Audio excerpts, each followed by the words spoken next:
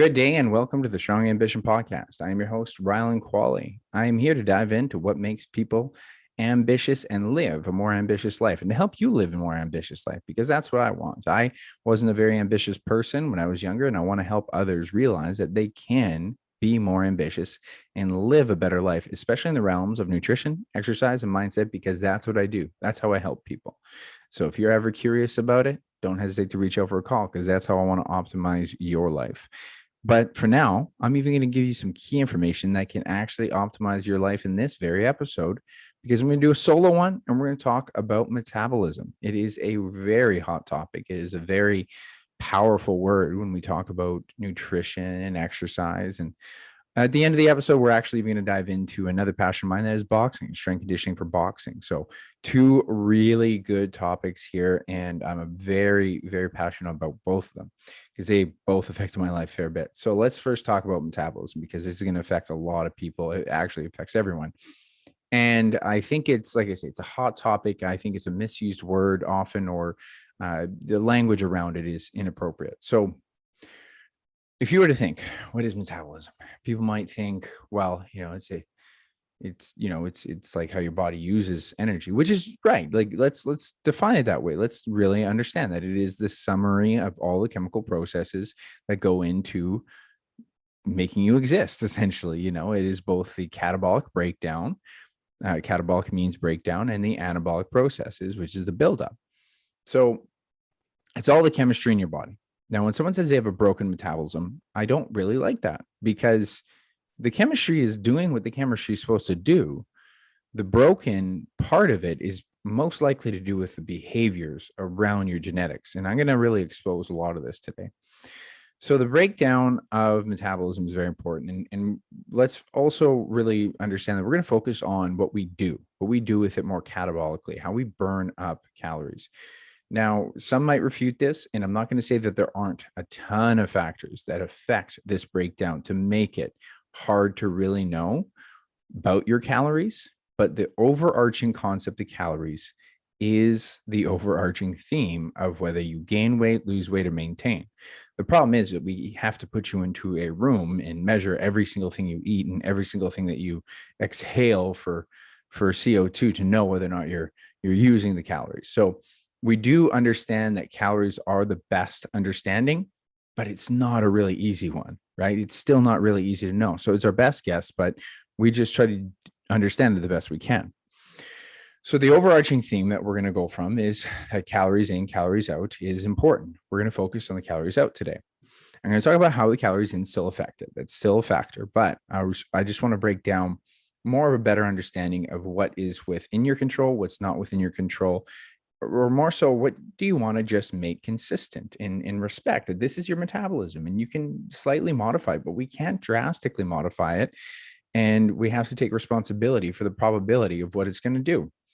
So the reason why I'm really passionate about this is because I was always told I had a slow metabolism. So I had what you would call a endomorph body type, right? So that is kind of the bulkier, shorter, stocky kid. I was always strong, but I didn't have a lot of endurance, and I definitely had more of a tendency to gain weight. And then my brother, he was the skinnier type and lankier, taller, and better for endurance. He wasn't necessarily, I'm not saying he was super weak, but I'm just saying he was more endurance and more that body build. And that's called ectomorph. So ecto is like the lankier, endo is the bigger, bulkier. In the middle is mesomorph, and we all hate mesomorphs because they have good physiques and they don't have to work hard for them. Truthfully, that's a genetic thing. Like they have both a good amount of lean muscle tissue and not a lot of fat mass, and some people that's their genetic gift. I'm going to talk about how what you're exposed to genetically is going to affect this metabolism behavior, and I prefer to look at metabolism as a behavior because there is obviously chemistry going on in you, but your behaviors expose this a lot. So we're going to talk again about this breakdown. So how is it so different that I have this slow metabolism, my brother has a fast metabolism?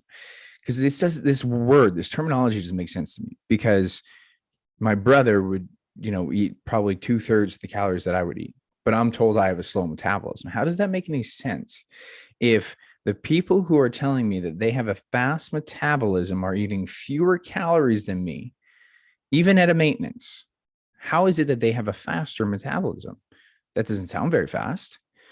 Now, there is some truth to this component in that they have a different way to use up energy, and that there is a bit more of a tendency to use up energy in a different way. And I'm going to expose my theory and some of the scientific background that would somewhat go along with this. I hope to one day really do actual research on this, meaning like maybe even get a master's program or something like that and actually exposing this one day, because it's always been probably one of the biggest questions to me is metabolism. So let's break down what goes into metabolism. I'm going to define some of the ideas in there and what we can control and not control as much, or what we just really want to make consistent, right? So BMR, there's BMR, which is your basal metabolic rate. I'm going to break that down. Your thermal effect of food, your exercise activity thermogenesis, and your non-exercise activity thermogenesis. So those are the four main chunks about it. We're going to break down each of them and how they kind of factor in. Your basal metabolic rate, or even RMR, resting metabolic rate, would be if we had you in a room, you laid on a couch all day, and we would just see how many calories you burn. That is at least 50% of your calories. That is a huge chunk of it, because your muscle tissue and all that stuff, everything to maintain your existence is majority of your calories. So when someone, this is why I really hate it when someone says, oh, you have this chocolate bar, you eat this, or I see it on websites still, and people say, do this to burn this off. It's like that's stupid. That is just so stupid. You existing burns calories. So why are we using this metric? I think what's more important is just knowing your whole amount of calories you're likely to burn, and then you consider some of these extra foods and concepts. But anyways, that's a side tangent. I think it develops a very poor relationship with how you spend your time. And if you're too worried about burning calories, that's not a good thing. We still got to be concerned about being active. And I prefer to use the term activity. I rather be anabolic with a lot of the activity I do, but I'm getting a little bit ahead of myself. It is a bit of the BMR. So the BMR, again, it has to do with what your body already has in it.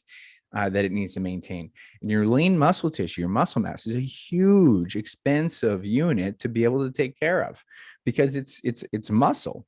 And if your muscle, like, let's say you get weak after it's been 2 or 3 months or even longer, and you think, oh man, well, where did all my muscle go? Well, it's an expensive tissue to keep alive.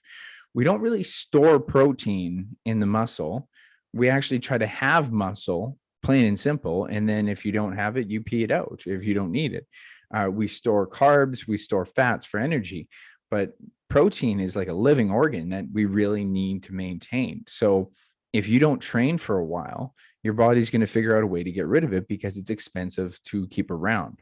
Now, the reason why I even was talking about that anabolic stimulus, think about building calories rather than burning calories, because if you do strength training, you're going to affect the BMR or the RMR. And this is why it's even really important, even if you're in to the idea of, I really want to lean up, I really want to have a leaner physique and all that stuff, you're going to want to consider some muscle gaining phases. I try not to use the word bulking because I think bulking coincides with people being very callous and careless with their calories. Now, I was even there. I would rather do very intensive muscle building phases, because that can increase your BMR. Let's say, because we assume, and it makes a lot of sense, that, if you have, let's say, 150 pounds of lean mass, if you go to 160 pounds of lean mass, your resting metabolic rate has just enhanced. It has to, because you have more muscle tissue, you have more responsibility for the system to maintain and turn over protein and all of that and repair. Even just the idea of doing, or even the process of doing more anabolic stimulus breakdown and repair, is going to burn more calories at rest. So you might, let's say, do a half-hour workout. Let's say one person does jogging for 30 minutes, and they're pretty used to jogging. So the repair is really simple. They actually don't really need to repair a lot. Now, they would burn more calories possibly than someone doing, say, a 30-minute strength workout. Depending on the intensity of the strength workout might burn 20% less calories. That's rough numbers. Okay. So maybe 200 calories in the leg workout, 300 calories, a bit more in the running. But that leg strength workout stimulated your recovery metabolic rate, right? So you're actually burning more calories at night, and you're slowly, depending on if you're in a maintenance, in a build, or in a deficit, could be actually adding lean muscle tissue, which on a whole could be slowly raising that metabolic rate. So this is a controllable factor. At base, it's not. You're not going to change it very quickly, but you can progressively change it. And this is why a lot of people are more into HIIT training, high intensity interval training, because if you do high intensity interval training, you do, and it has to have adequate rest. We're not talking 30 on, 30 off. We're talking like hard as you can, 10 to 30 seconds. And every second that you're doing your work, you should be doing double the rest, if not longer, maybe even 3-to-1, 4-to-1, 5-to-1. So if you did a 30-second sprint, try taking 4 minutes off and then do it again. But you're acting as if the devil himself is chasing you down. Now, what this is going to do is, this is why I call sprint training aerobic-like action with strength-like intensity, because of the fact that you are metabolically recruiting the power system. You're doing something extremely similar to your muscles that you'd be doing during a squat or lunges or anything like that. So we're now stimulating, again, more of an anabolic pathway. Now, this is a very intense thing. So this is where people go too far on the end of the spectrum. They're doing HIIT every day. You certainly shouldn't be doing that, because it's a very, systemically challenging thing to do, maybe 2 to 3 times a week. Depends on your whole plan. But let's get back on track here for metabolism. So that's why sprint training is very effective. That's why strength training is very effective. And that's why cardiovascular work should only be limited to when you want to do it or when you need to do it for a sport. Okay. I'm not going to go into how I think aerobic, and I don't necessarily even like to use the term cardio too much, because, some of these bodybuilding and fitness terms make people not really appreciate how you're going to sustain this, or it can stain what you're doing. I might be doing essentially the exact same thing, but I use different terminology, so I look at it differently. And that's the way I've approached my fitness, and I approach it with my clients, so that you don't have this fear of the word cardio or anything like that. So your BMR, that's 50, maybe 60% of your calories, depending on all the other calories that you're consuming in a day, or the outputting, sorry. Depending on the rest of your output.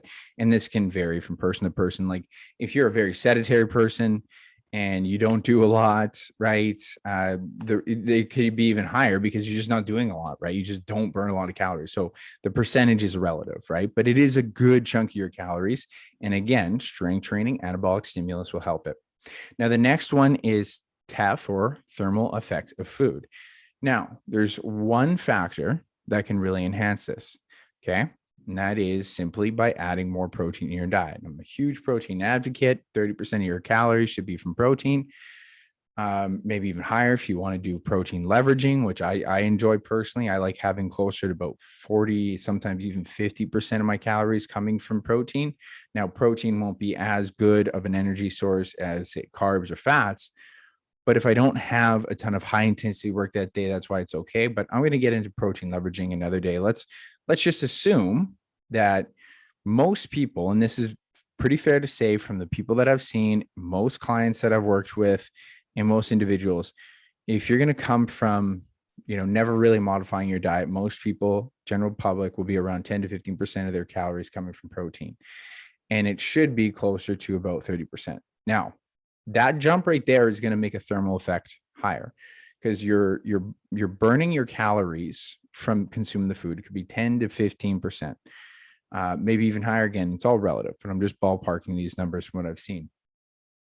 Now, if you initially had 15% of your diet coming from protein, you jump that number up to 30%, that would make an impact. That would make a big impact on your metabolism. Absolutely. Because protein has the highest thermic effect.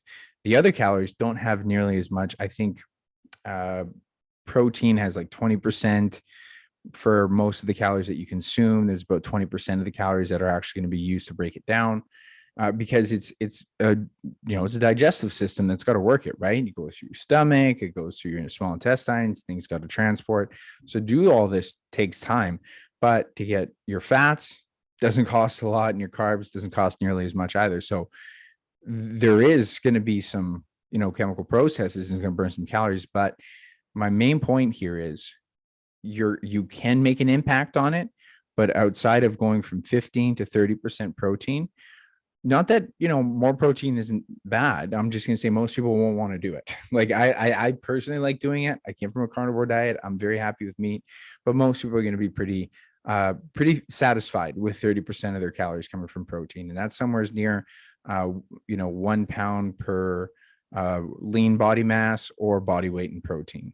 Okay, so I would recommend you do that. And then from there, it should be pretty set. The only thing that might be different is if you're in a calorie surplus, maintenance, or deficit, you're literally eating less food if you're in a deficit. So that would lower it a bit. But again, if we're in a deficit, we want to be consistent. So my whole point here is there's one major shift is adding more protein to increase TEF. But other than that, you're going to want this pretty consistent. We can control it, but we only want to control it so much. So we're not trying to leverage that, so to speak. And that's my main point. What can we leverage? What can we benefit to improve our metabolism? That's kind of what I really want to get at with this conversation around metabolism. So the next one is exercise activity thermogenesis. This one is quite controllable. And this is one that people really usually look to improve their metabolism the most. Now, this is a dangerous one to manipulate. And I'm going to really talk about how exercise activity thermogenesis and non-exercise activity thermogenesis are the two most important factors to reflect on, but to try to make them as consistent as we can. That's the thing, is we don't want to over manipulate. I think that is where we get into yo-yo cycles of too much exercise, not enough exercise. We try to overdo things, the body compensates. So with exercise activity thermogenesis, okay, so that is the calories you burn when you're doing exercise. For the average person, I'm just going to even say the average active person, let's just say that they like to train 4 to 5 days a week, which is quite active. That is fairly active. You're going to burn some calories, but within a 1 hour session, it's still not that many calories. It's about 20. You're going to want to aim for around 20% of your calories coming from this, but we're not going to try to overly leverage that. And the reason why, and I'll tell you who does, would be bodybuilders and fitness models, right? And if you have someone saying, hey, make sure you do fasted cardio or do more cardio, and there's a problem with this. I'm going to explain in the next part. If you can make your exercise activity thermogenesis something that you look forward to, right? So that's intentful exercise. I'm just going to specify like strength training. It could be sports. It could be, if you do like running, I'm not against running. I'm just saying don't run unless you like it.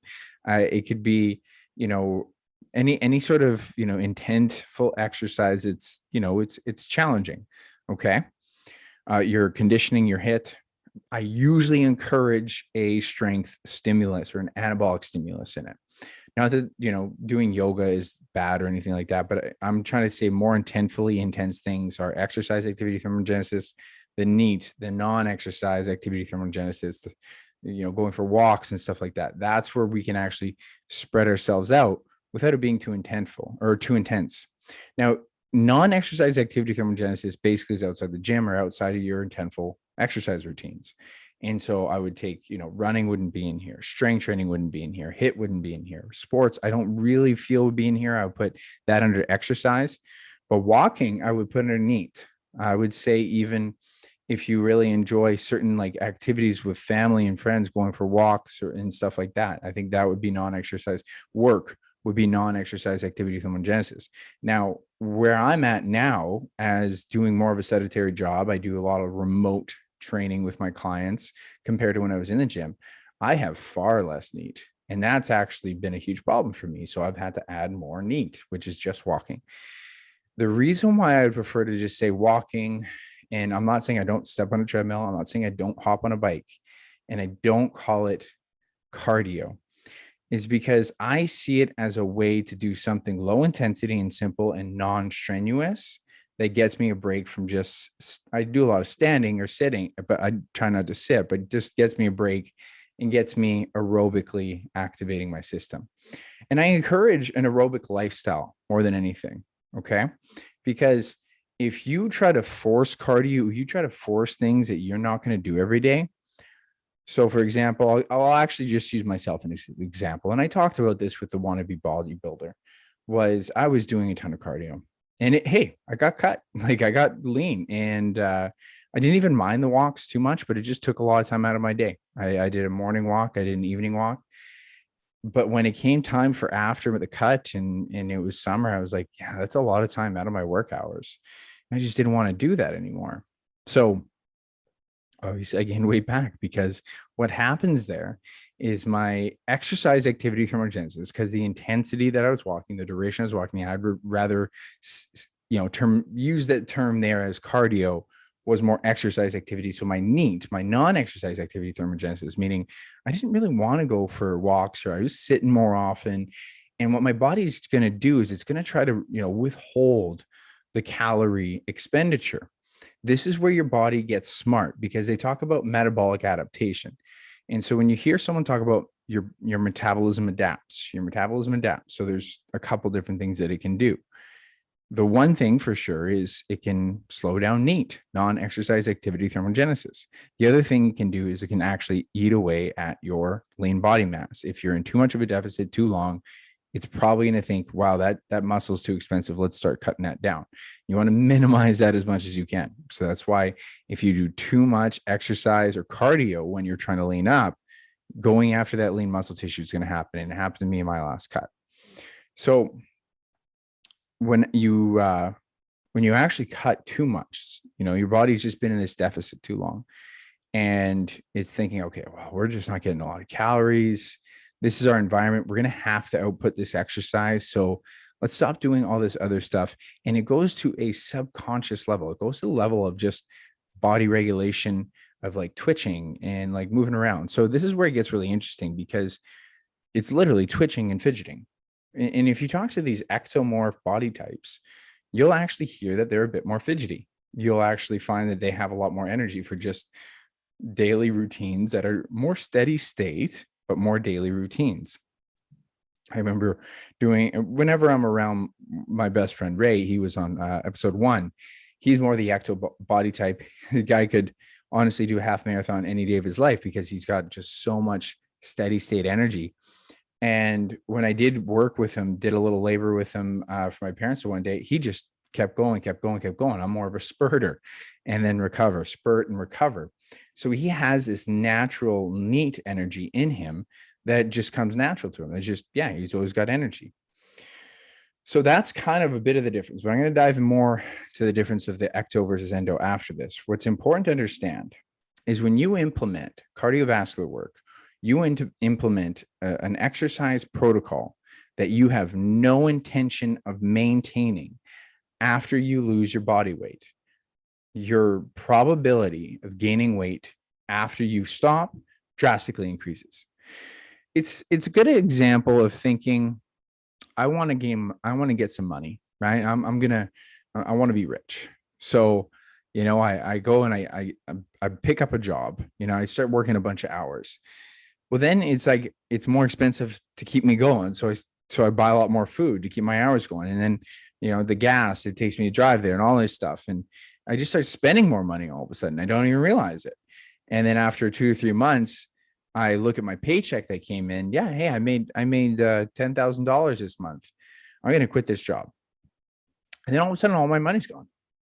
It's like, where'd that go? Well, all my systems that involved with me trying to sustain that lifestyle actually were embedded in my new budget. And so now that I've taken away that income, I'm broke. So you basically gaining back all of the problems that you had prior. And it goes, like I say, to a subconscious level where I just know that when I was doing the bodybuilding show 2 or 3 years ago, I had no energy. I had a hard time really wanting to even do hand pads with my clients. I was always low energy. I'd sit a lot. You feel like you always want to take naps.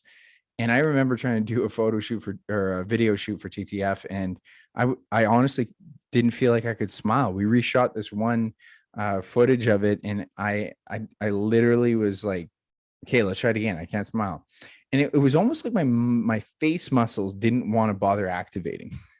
And so there's something to it, right? And I've heard guys talk about how they blink slower when they're like, they've seen recordings of it. And if your body can slow you down, it's going to, basically, because NEAT is anything other than exercise as far as movement patterns. And that's what they see when they study people, that NEAT gets to be the one thing that's really, I don't want to say attacked, but modified. That's the modifiable part.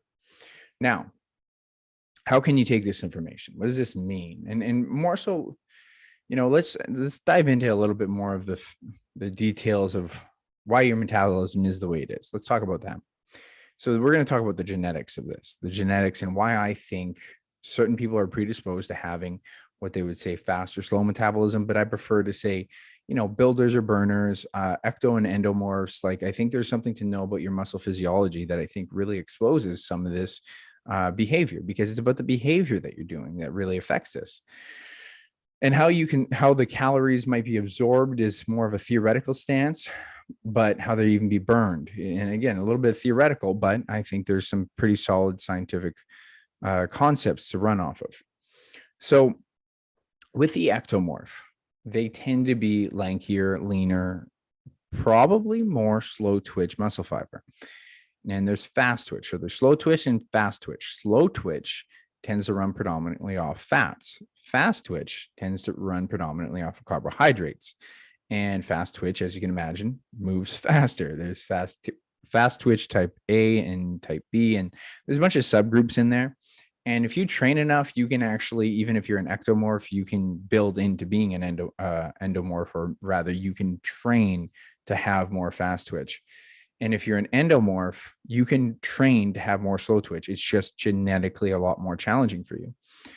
Now, if we assume that, the person who's an ectomorph, the leaner type, has more slow twitch.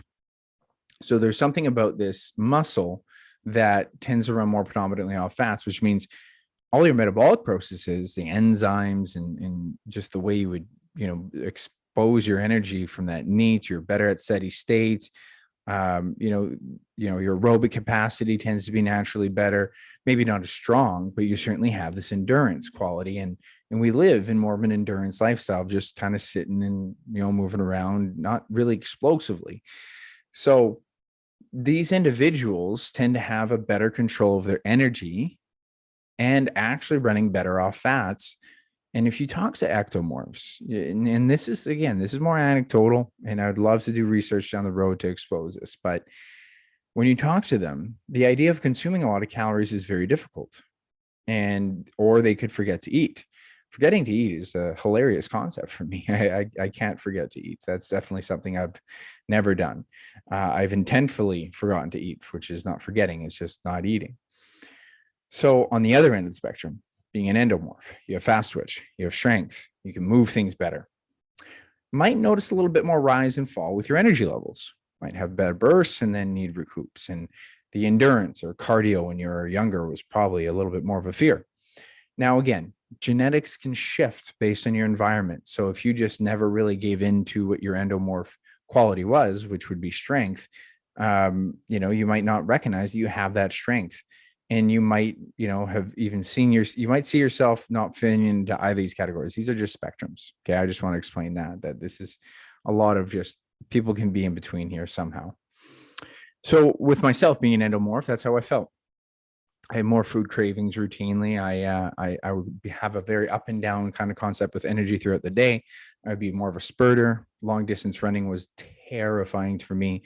A mile was my marathon, like, for the longest time. So when I actually did a full marathon, that was a huge accomplishment for me. So you look at that spectrum there. One body type tends to have more of that building, strength, size. The other tend to be a burner. And then what I look at from there is, so the energy throughout the day is going to be a bit different. The endomorph might be a little bit up and down with having energy and being lethargic. And that's how I've routinely felt. And then the ectomorph might actually have pretty steady state energy throughout, and maybe even some highs and lows, but not as drastic. And this is theoretical. So I'll always quote myself when I'm just going off a theory. But they tend to be, actually probably pretty good for NEAT if you're an ectomorph. They tend to be more fidgety and twitchy. And when it comes to the food behavior, this is the key part. This is a really interesting part to me, is if they're forgetting to eat, or they could eat, maybe they even overconsume food. But what would have to happen, because from what we know, no one actually has a magic metabolism. No one actually consumes food and then the calories disappear. That doesn't happen from what we've seen in the literature. That I haven't seen a case study that, wow, this person burns magic calories. I haven't seen it. What they would have to do is burn them. So someone who you say, I don't know how they eat so much, they eat and they don't gain a pound. Well, they would have to be doing high amounts of NEAT, non-exercise activity thermogenesis. And ask yourself, do you see this person just being lethargic all day? Do you see them doing nothing? Or do you see them up walking around? Do you see them very talkative? Do you see them very interactive, doing a lot of things in the day? So there is a way to burn these calories, and that's what they're probably doing, or probably doing even when you don't see them doing it. Now, for the endomorphs that tend to retain the calories, very important thing happens here. Not only do you have these rise and falls, I think there's something even to how we possibly metabolize carbohydrates a little bit different. Theoretical, no huge basis, but other than the fact that you think that we have fast twitch muscle fiber types, right? So we're predominantly wanting to run off carbs, might even have more carb cravings or more susceptible to rise and falls in the blood sugar. And this is something I look at. Let's say an endomorph overconsumes the calories. Okay. So I overconsume calories one day. I put on fat. Same thing happens to the ectomorph. Now, the thing is that the ectomorph, the leaner person, would actually have the metabolic processes to then utilize that fat at any given time, possibly a lot better than the endomorph. The endomorph doesn't have the muscle physiology to run off of fats effectively, naturally. Okay. And again, theoretical. So I'm always going to back myself up, but it kind of makes sense, right? Now, what I look at now is I'm an endomorph, right? So always worried about food. So it's like you love food, you have a relationship with food, and you can never forget about eating food. So you become obsessed with it. And then that is where begins with the yo-yo mindset, is like overconsumption is actually your happy place, and underconsumption, it's like, oh, I really want to eat, but I'm not supposed to. Talk to ectomorphs. Ask them if they've, talk to someone that's really lanky and kind of leaner and doesn't have a hard time with their diet. Ask them, do you ever like get uncomfortable when you just haven't eaten, or can you forget to eat? And ask them, do you feel uncomfortable when you're very full? Because personally, from my experience with what I've done and what I've talked to people who are endomorphs, they are far more content when they are full and really don't like being in a deficit, right? Not to mention, if you don't really have an appropriate deficit, this causes even bigger problems. So you have bigger deficits, you create a bigger, basically adaptation that your body would have to have. So this goes back to like the NEAT. So if, let's say, a pretty safe amount of calories would be about 10 to 20% deficit for someone around 2,000 calories is around 500, or just around 400 or 500 calories a day of a deficit. Okay. So if you did too much of that, let's say you burnt extra exercise, right? And then you still only had like 1,600 calories. So you have 1,000 calorie deficit that day. And that's the stuff I used to do. I wasn't eating that fewer calories because I'm a bigger body type.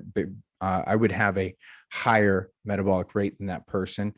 Say my maintenance calories would be around 2,700 or 3,000. My deficit was usually around 2,200, but I would try to burn more calories. So I'd be around 3,200. Now, this was causing a huge effect on my NEAT. And it was almost like a biofeedback I would use. Like, oh man, I'm so tired. Okay, I must be dieting, right? And that's terrible, right? So that's where you end up establishing this really negative relationship. Now, because the NEAT is being so affected, my BMR is also affected because I'm not, maintaining my lean muscle tissue. It's probably being eaten in the process or catabolically broken down. So this is causing a bigger, yo-yo effect because there's a bigger difference between the norm.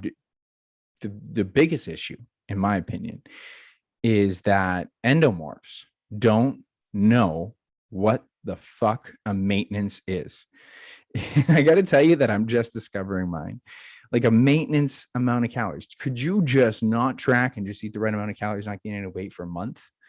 That's a hard thing to do for an endomorph. And I'm not saying an ectomorph isn't. I just don't have an experience there. But I also find that ectomorphs don't have a hard time with that. They might actually lose weight, but they usually know how to sustain their weight quite well. And obviously, the mesomorphs, because they're right in between, they have a nice physique. They naturally know how to sustain it.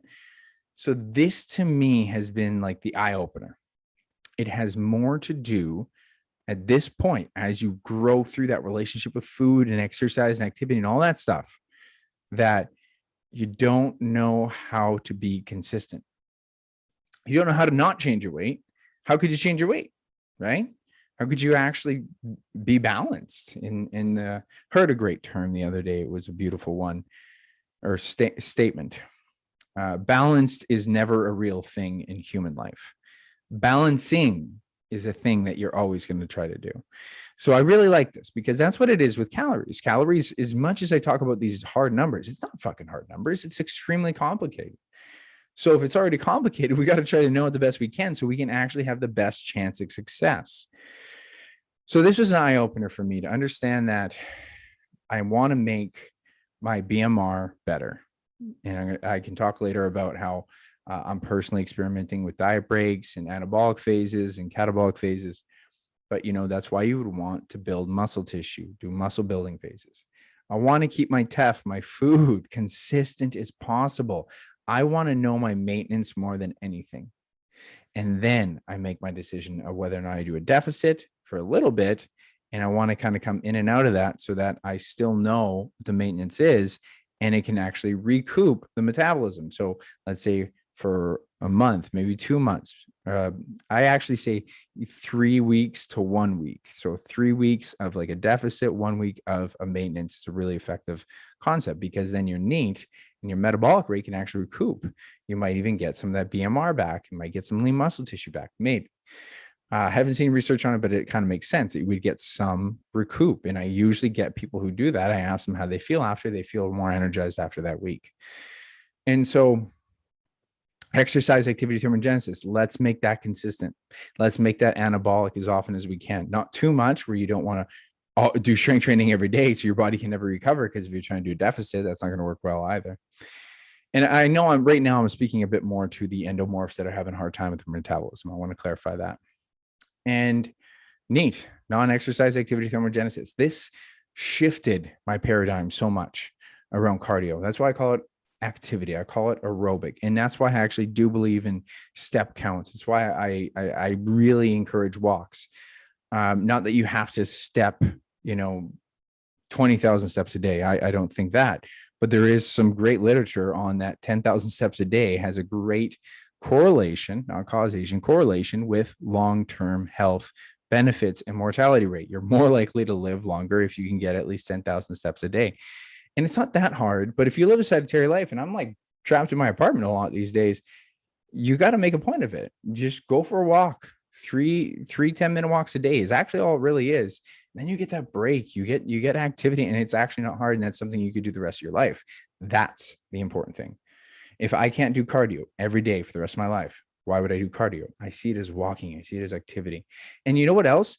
Just looking for activity has been my big shift, where I live on the 10th floor of my apartment building. I take the stairs down and up probably 7 or 8 times out of 10 because it's my baseline activity I don't want to deny myself of. At first, that was kind of a huge pain in the ass, but now it's easy for me to do 10 flights of stairs. I look at this as an opportunity to be an active person. And I think we all should want that. I think we should never feel like we're cuffed to the exercise program. I look forward to my strength because I get to hit PRs. And I look forward to the idea of, hey, I'm building this movement. I'm getting better at this movement.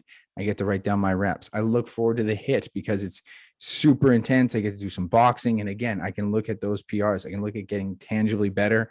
Not to mention when you're doing hit, you get more rest than you even do work. So you can be very intentful with that. and it's not your traditional cardio. It's so much more enjoyable.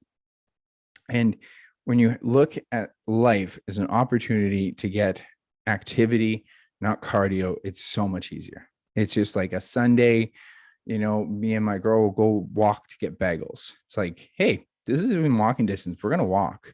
I make a point of finding reasons to go do things, walking dogs. It's great to have a dog. Go walk with your family because that's real life. That's something you're always going to implement. So when it comes to NEAT, look for reasons to be active. That's why I'm at a standing desk. So not only is it a little bit better for my back, but it's making me a little bit more fidgety. It just make me feel like I have better energy throughout the day. So NEAT is a very important thing that you find a way to make that a good chunk of your calories without even having to think about it. Not that it has to be a ton. Like I will still say that, when I do, I still watch my, I have a Fitbit, I'm not saying everyone has to have a Fitbit, but it helps to even have a pedometer to know if you're doing 10,000 steps a day. And if you can at least get that 10,000, it does most of it. And that's what actually makes such a big difference. If I could do a strength training routine and I'll walk to and from the gym, but if I don't do extra steps of, 2 to 3 10-minute walks a day, I might not burn that many calories. And that's really important. It's like, oh, my NEAT, my non-exercise activity thermogenesis is being really affected. Now, let's say you have a very active job. I have a construction worker I work with. Well, I don't worry about his cardio at all. I want him to do some sprint training for cardiovascular health, meaning I want his capacity to be really high. So he has the ability to sprint, to be explosive. He enjoys sports. I want him to feel good in the sports. Another great reason for activity and exercise. But I'm not worried about him doing cardio. There's no way you're going to tell someone who is active on their feet all day. If I worked with a waitress or a waiter and they're on their feet all day, no, you're on your feet. You're doing activity. We're good there. And we actually want you to make sure you feel good doing that because you need to do that. So when you have a low NEAT, it's important to know it. And it could be as simple as just a few 10-minute walks and finding a way to do it routinely. So if I were to summarize this, look at the BMR anytime you get a chance, anabolic signaling through strength training or high intensity interval training with effective rest. Thermal effective food, increase your protein to about 30% of your calories around your body weight and protein. Exercise activity thermogenesis, same idea as I talked about the BMR with your strength training, sprint. And then when it comes to NEAT, be an active person, walk as often as you can. Don't make it complex. Make it something that I could do that now, I could do it tomorrow, and I could do it 10 years from now, 20 years from now. And so that is how you manage your metabolism. And then from there, then later on, we can talk about the calories in. But that's what really matters. You don't have to blame your metabolism. You look at your behaviors and you say, this is my consistent behavior.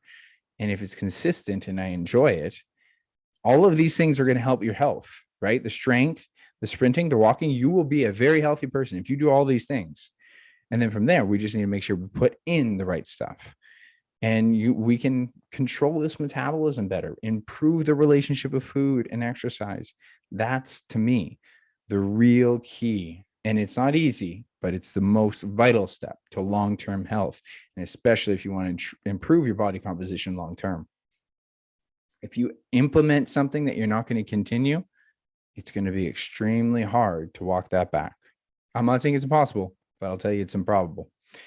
Now, that was a good rant on metabolism. Let's dive into what time we got left here with the boxing. So I got about 10 minutes here. And this is a pretty simple one, though. Although there is some complexity in it, because like what the question was how often do boxers need to lift? And I'm going to say like need is an important question. And there's also just the fact that when it comes to boxing, there's going to be specializations, right? It depends on, are you away from your fight? Do you plan on fighting? Are you early in your development where you won't fight for a while? Are you away from the ring for a while? Because like this last year when I worked with boxers, they had an off season. They never have off seasons. And I think boxers should plan some off seasons, especially if you have an amateur kind of national level cycle. You can plan these off seasons a bit. Hockey players do it. It's a little bit of a short cycle, but you can plan it, in which case your volume could be higher. But I'm going to kind of go over fundamentals of what most people who could be listening to this would need to know. So the number one thing that I think should be respected when it comes to strength training because I know the Rocky movies and the mindset around let's get stronger, let's do extra strength training and just have a hard punch. Like let's do more strength to have more force in our punch. And that's what all strength training is about. And that's not actually it at all. So a strength conditioning coach has one overarching vital key asset that they're going to try to do for you: make you healthy. You will not become a better boxer because of the weights you lifted. You will become a better boxer because of the boxing that you're capable of doing. And if you can't go box, strength training ain't going to do a thing. And if you're just not good at boxing, I don't care how much weight you can lift in the gym. The skill is the skill is the skill, right? So you have to be able to show up for your sport. So my focus is, in order to do B, which is your sport, A must happen, which is be healthy. Healthy is the most important thing. And you have a high impact sport, like, the heavy bag work is hard on the shoulders. I've had really rough shoulders over the years. It's an imbalanced sport because there's a lot of pushing. It's a lot of, like I say, shoulder burn and impact. And so on top of that, boxers have boxing athleticism. They don't have actually core fundamental movement patterns really well. You tend to see rounded shoulders. You tend to see tight hip flexors, and you're also in an offset stance. So one shoulder, your lead jab tends to be higher. And so these all set you up for injury, right? So we want to prevent injury first and foremost. So what strength coach will do, and why I say what any strength boxing athlete should want to do, is at least once a week, but not for necessarily what you would believe, not necessarily for the force. It can come into helping some force, but your fundamentals of knowing how to do your 5 basic movements: squat, hinge, push, pull, plank, or a weighted carry, should be your core. Like that should be just wherever any boxing athlete starts, and know it well. Don't just do it to do it, and don't even do it fast, because you probably aren't necessarily doing it well yet unless you've had some instruction. And honestly, I still need instruction. I still study these movements. You're going to continue to study your jab and your jab cross and your hooks the rest of your boxing career. And the day you stop is the day you start getting worse at it, because every boxer is always trying to improve, or should be, So try to improve your squat and try to get to know where should I be balanced? Where should my posture be? Get to know a hinge movement, which is a good posture, basically a bow, like a deadlift or an RDL or a kettlebell swing or hip lift. This is glute focused. The squats are quad focused. Okay. And then knowing how to do a good push. And I would say most people, and a very high percentage of people, don't do good push-ups. They don't have a good core stability. They don't know how to do a good core contraction. Even when they're doing a push-up, they tend to have a very bowed back. And then they don't tend to fully extend, or they have way too wide elbows. And if you got your punch form, your elbows don't actually bow out at all unless you're throwing a hook. So we don't want that. Now, I would even say less push-ups would be quite constructive. You should learn how to do more stability pushing. So more pulling movements as well. So more extension, more posterior chain. So that's why even deadlifts or hinge movements, hip lifts, more glute work is actually really good for boxers, because they tend to be rounded and inwards. And so if we can pull them back, we have a better balance in the joint. The better balanced joint has a less susceptibility to getting injured. And it's not, guaranteed, not making you bulletproof. It's injury resilient, right? We can't make you injury proof, because it's still a chance and probability. Not to mention your sport is going to have you imbalanced. And these imbalances, the rounded shoulders, are good for your sport. So I can't take that away from you, but we want to narrow the gap, and we want to have the ability of your body being able to be more durable in these off positions.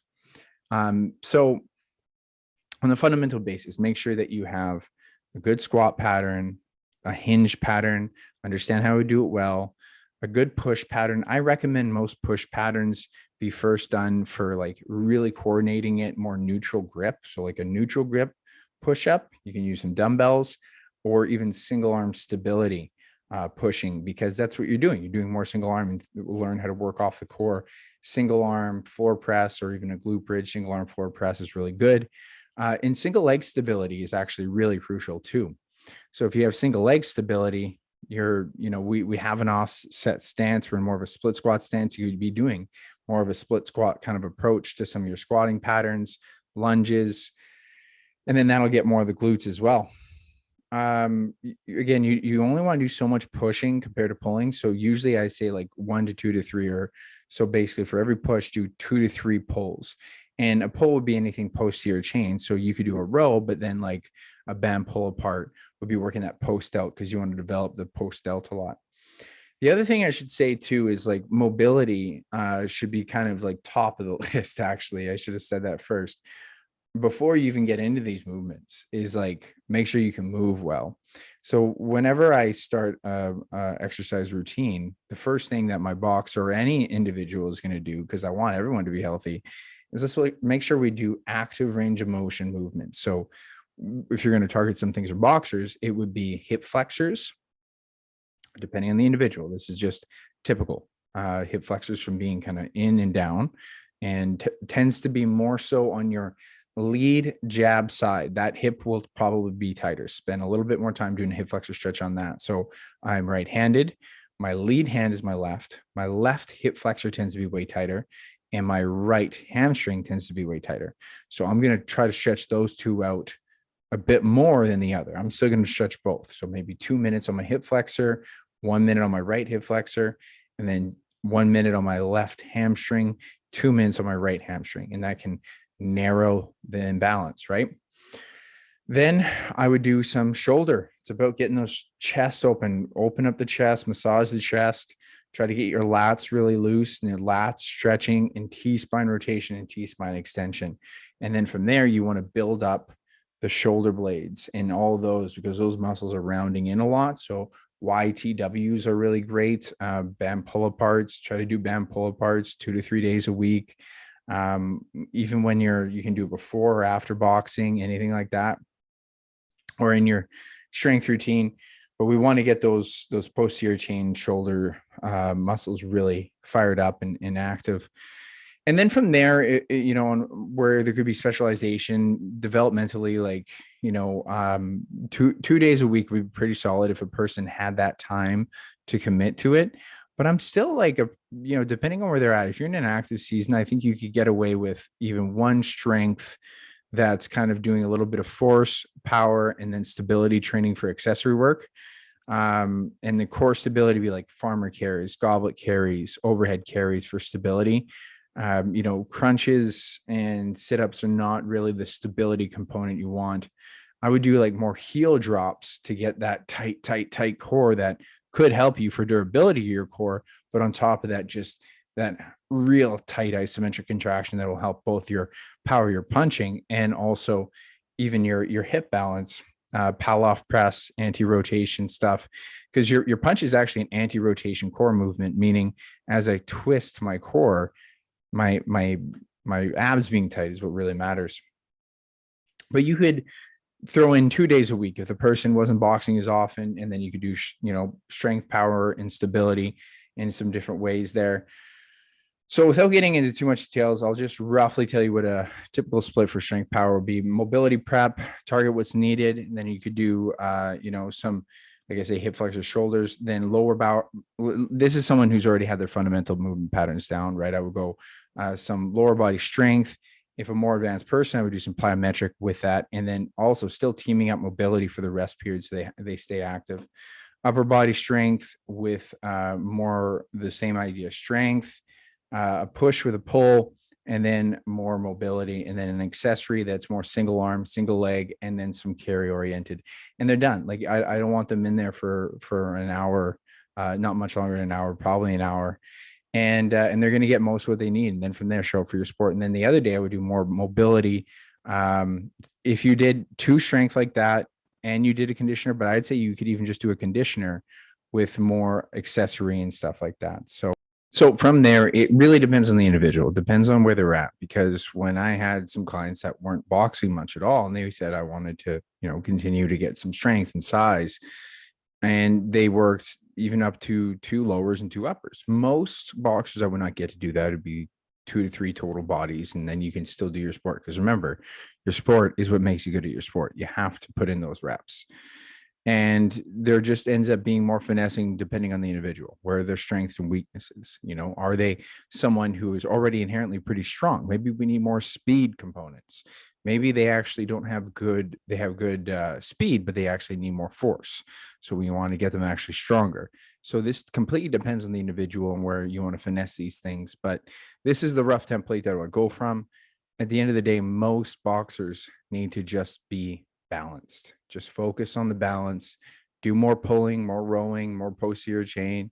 Do some more hinging, more glute work. Still get that squat pattern in. Get some single leg in, and you should be pretty balanced. And you don't have to do everything. You just want to be balanced. You want to feel healthy when you show up for your sport. When you're doing your conditioning, make sure your conditioning is about spurts.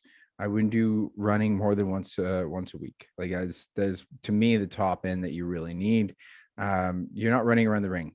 you're moving on your feet.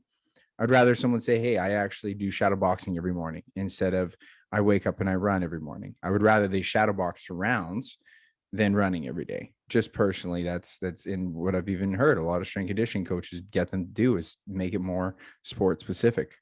There's a lot of other components of health that they can work on. And I had some clients that came from running a lot, and the less they ran better times, less effort, less injuries. So when you're doing your conditioning, try to be very intentful. I would do one aerobic day, a nice steady state run, try to focus on nasal breathing. And I would do some sprint work. Sprint work should be, I mentioned about HIIT. It's at, 5 to 10 seconds with even up to 50-second rests, because then you're really stimulating that power system, but giving it time to recoup so you can keep doing that. That's the rough of it without getting too personalized, and it depends on the scenario, but that's how I would be setting most of it up. And if you want more information on metabolism or boxing itself, just reach out. I always offer free calls. So it's always within my Instagram or on my website that you can book a call for free at any point and ask me these questions. I'm here to help. The personalization has more than just the answer. I'm there to coach. I'm there to support. I'm there to get people to fit into their lives, but I'm always here for advice. And that's why I offer this podcast. My coaching goes far beyond just the information. But if you want some information, don't hesitate to reach out. Don't hesitate to reach out and ask me about what you're doing with your program, and I'll give you some tips of what I would do to modify it. And that's it for today. I enjoy doing these solos. I'll do them once in a while, and hopefully you got some good information. I know I went pretty deep on the metabolism, and hopefully I didn't get too scattered on the strength, just because it's easier to see the exercises and to verbalize them, but hopefully give you some good guidance and good principles to go from. And remember, if you can, to leave a review on YouTube or on Apple Podcasts, Spotify, and definitely share this. If you know someone who'd be really curious to know about metabolism, know someone who'd be really curious to know about boxing strength conditioning, that's what I do. So please share this with them, and keep sharing that podcast. Keep this momentum going. Let this strong ambition audience grow, because I want to continue to help people. And if you want to know more ideas or have different concepts, as I answered that question from my Instagram, just let me know. Reach out to me. You can email me directly, rylan@gmail.com. And or you can go on my Instagram and just say, hey, I'd love to hear a podcast on this topic, because I'm here to serve the information to you. So that's it for today. Thanks for joining. Thanks for listening to this very in-depth rant of mine. And don't forget, it's not about the pursuit of happiness, but it's about that happiness in the pursuit.